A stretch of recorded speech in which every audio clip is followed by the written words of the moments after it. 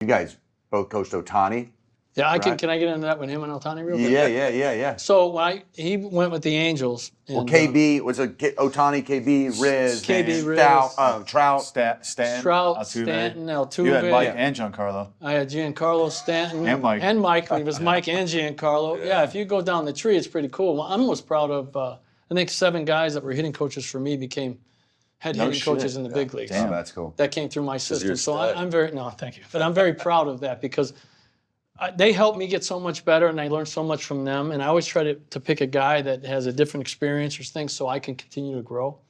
And but Ohtani. By far, Ohtani. So Ohtani, when he first came over, he couldn't hit a heater, right? Big left-handed hitter, had a huge leg kick, and Ski was, we're talking about centripetal force and shit, and I didn't have him yet. And then Ski's like, just get your foot down, dude. If you get your foot down, you hit the ball hard, get your foot down. And that's when he got rid of the leg kick and he went to the early stride. Yeah. And that came from Eric. I remember that. But then he couldn't pull the ball, though, his spring training wasn't very good. His spring training was terrible. He hit like 100, had a huge leg kick. He couldn't get to anything. And I just told him, like, hey, I referenced like Chris Bryant and Freddie Freeman, 6'5" hitters that have leverage and they don't need to generate with a huge leg kick, right? So I'm like, you have to be in the ground to be able to, make a decision on time to hit the baseball, right? Isn't that what we're doing? We're trying to get on time in the ground to make a good hitting choice, right? To make a swing decision. So he's like, okay, let me try it in batting practice. It was this between series, the Dodgers are playing the Angels, and does in batting practice, he hits homer after homer and BP. He's like, all right, I'm in. And that was it. And now he's... Did you get any 700 million? Did you get any of that? I should get some. You should text me. Say, hey, just a sliver. Shohei, come on, bro. Come on, Shohei, come on. That's well, you guys' resume like that is just so epic, and I bring that up because I'm just like, what stands out? You guys have had great hitters. Like, I wasn't a great hitter, and I grinded, what we talked about, but you guys have seen a lot of good hitters. What stands out in the good hitters that you've seen, like championship caliber at bats, and some of the best that you've been around? Is there anything that you would, if you're teaching your son, right? Right. Mine is timing. They're never off time. And if they are off time, they have the ability to ride their front knee and keep their barrel in the zone forever because they're so mechanically sound. Like they never get off sequence. And it's crazy to be able to stay behind a baseball when it's coming at you 100 and then it's 82 off of that and the same arm speed. But they never get off time very much. And if they do, it's rare. And like Mike Trout, Anthony Rizzo, Chris Bryant, not David Ross. Not David Ross. David Ross. It's not about me. Yeah, it's just mechanically they're sound and they're just on time and they're, like I said before, in the ground and they can make good decisions. The guys that have been around have been the best. They don't have any fear to try to make adjustments, but they're very. You got to tell them as a hitting coach, in my opinion. You have to tell if you can't tell a player what's happening, why it's happening, and how to fix and feel it. You shouldn't say it anyway. And every time the guys are hitting, they pop a ball up in the cage. Hey, you're underneath it. Yeah. No shit. Yeah. What gave that away? It's right there. Right. You know what I'm saying? Yeah. Now, if I look back at you males and I say, why am I underneath it? Then tell me if you know. You know what I mean? And I think it all comes back to timing. And what the best guys have been around, the confidence, they believe in their swings, they know they can hit, and it just comes down to approach and being on time. And then they get that one hit, and all of a sudden they say, I'm back. And nothing's changed mechanically. Now, we will, as coaches, occasionally say, hey, when you were going really good, your stance was 2 inches further wider. You would say that to me. I know. Yeah. Or it would be this, because sometimes, and it was maybe true, but I don't think that was the answer. If you tell me your hands are here or here, come on, you know what I mean? Are they dropping lower the big than hand going pump? up? Yeah. No, right here by your heart. You know what I mean? The inverted C. The inverted C. So something small, but if you tell them that, sometimes, you're fine, you're doing good. Well, two ways to do that.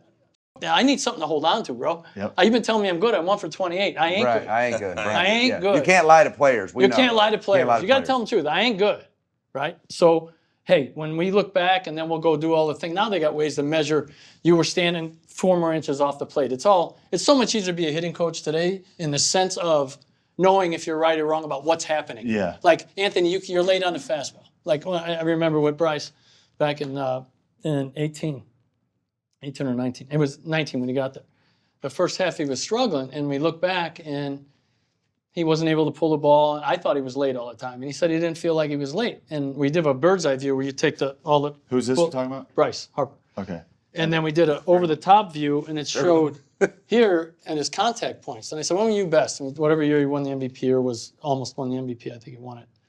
And then I showed him where he was making contact on fastballs in relation to home plate. They were all out in front, and now they're all back here.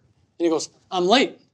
And I'm thinking to myself, yeah, no kidding. But it's okay. But how you portray it is. But you trade. Here's that's the truth. coaching. I And that's ain't coaching. making it up. Now, why you're late, I don't know.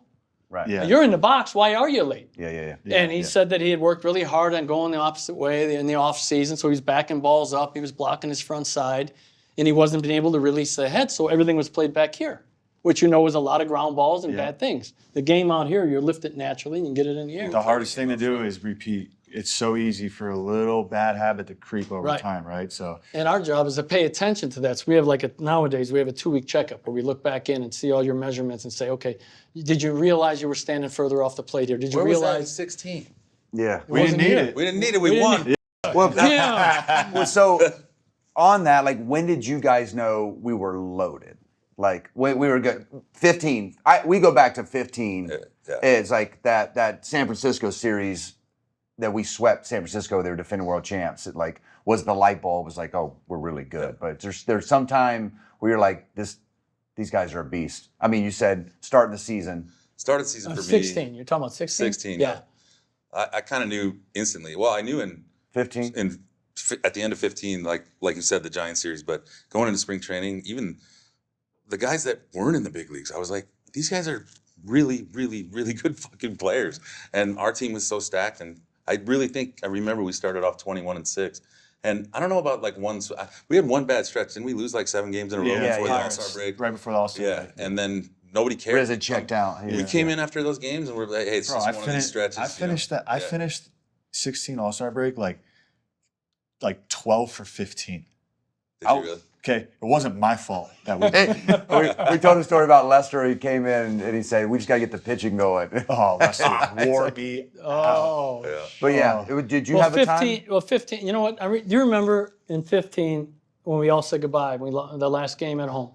Toasted that Danny old Herring. thing. Yeah. The old number, the stealing fan. Do you remember? Like, Oh, yeah. I should get into that story about how we partied with the player of the game, jumped Oh, around yeah, in yeah. the thing, and I look up and there's somebody's underwear going around in the ceiling After fan. games, we would celebrate wins and we would turn it into a club and music. Again, another Joe Madden thing, yeah. bringing it in and embracing it. And we turned literally our old locker room at Wrigley into a club. Smoke machines, drinking, Strobe dancing, lights. Strobe Yeah, lights. strobe Yeah, lights. And we carried that to the new one too. I don't think it's there anymore. No. So in 15 when we did that goodbye and I looked around the room, we all knew something was up. That was a good group. A lot of us had tears in our eyes, and Dexter we knew was going to leave. So I'm thinking, fuck, we got to get a center fielder now, but this group's got it. And you look down, you look at Lester, Arrieta, all those. It's a joke what they got. We got the pitching. Yeah. And the position players are all young, and and mixed in with the veterans with experience. So it was ultra talented. And then when Dexter came back, remember in spring training, Theo walks him out in the middle of spring training. We're on the field Maybe during a the bump weekend, plays or right? some shit. And he walks on. Here comes Dexter. We all thought he was just coming to say goodbye. And Dexter runs out and he says, "Boys, I'm black." I remember. I'm back. You know what I mean? And then I couldn't believe it. And then after that, it was like, okay, it's time to roll, man. I know when. It's a trade deadline. And we're 22 games over 500 and in walked Aroldis Chapman. Yes. There you go. And I was like, That's Yes. we're 16. winning the f***ing World Series There's That's something, on. bro. Yeah. right now. I've said this That's every year when you are the best team and you go get the best player, game over. Theo And did it, dude. he When went- he walked in, I was like, oh, that f***er's in here? It's good night, everybody. Bad man Yeah. walking in. Yeah. And we knew it too. And he knew it and he came in and he shot. He takes his wallet out of his pocket over his shoulder. His ass is up that His high. ass is like, they were- He's a big